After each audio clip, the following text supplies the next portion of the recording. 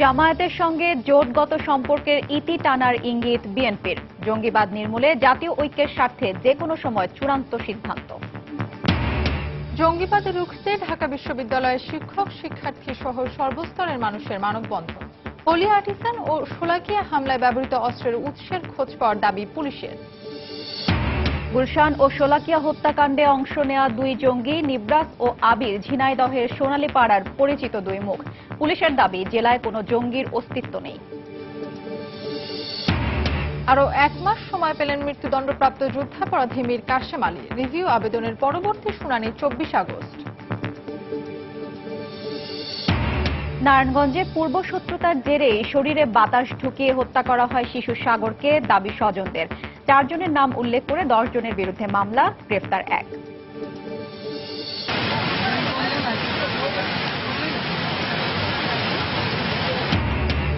এবং উত্তর পূর্বাঞ্চলে বন্যা পরিস্থিতির আরও অবনতি। যমুনা, ব্রহ্মপুত্র ও ধরলার পানি বিপদসীমার উপরে, লাখ লাখ মানুষ পানিবন্দী।